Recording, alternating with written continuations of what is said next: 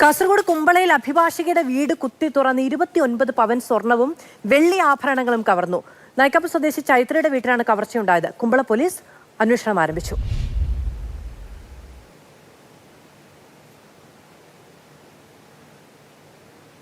നട്രാജ രാജേശ്വരി എന്ന് പറഞ്ഞവരുടെ വീടാണിത്. ഡിസംബർ 25-ാം തീയതി നടന്ന എൻഗേജ്മെൻറ്റിന് വേണമായിട്ട് സ്വർണം വാങ്ങിച്ചിട്ട് അല്ലാതെ ഈ ചൈത്ര മാഡം അഡ്വക്കേറ്റാണ് കാസർഗോഡിൽ. അവരെ അമ്മയുടെ സ്വർണം ഉണ്ടായി, അല്ലാതെ ഈ അഡ്വക്കേറ്റ് ചൈത്ര മാഡമിൻ്റെ സ്വർണം ഉണ്ടായി വന്നിച്ചിട്ട് അങ്ങനെ ഇവരെ എപ്പോഴും വീട്ടിൽ തന്നെ ഉണ്ടായിരുന്നു. ഇന്നലെ ഉത്സവം ഉണ്ടായി, കുമ്പള ഗോപാലകൃഷ്ണൻ ടെമ്പിളിൽ ഉത്സവം ഉണ്ടായതുകൊണ്ട് ആ ഉത്സവത്തിന് വേണ്ടിയിട്ട് ഇവർ 6 മണിയാകുമ്പോൾ വീട്ടിൽ നിന്ന് ഇറങ്ങിയിട്ട് പോയിട്ട് തിരിച്ച് വരുമ്പോൾ 8 മണിൻ്റെ ഉള്ളിൽ ഇവർ തിരിച്ച് വീട്ടിലേക്ക് വന്നിട്ട് ഉള്ളിൽ കയറിയിട്ടാകുമ്പോൾ അടുക്കള വാതിൽ തുറന്നിട്ട് കണ്ടു. നോക്കിയിട്ടാകുമ്പോൾ പോകുമ്പോൾ ഉള്ളിൽ പോയിട്ട് ഇവരെ ബെഡ്റൂമിലുണ്ടായ ഗോഡ്രേജിൻ്റെ എല്ലാം തുറന്നിട്ട് അതിലെ 29 പവൻ സ്വർണം ഇതിനെ കവർച്ച ചെയ്ത മാതിരി കണ്ടു.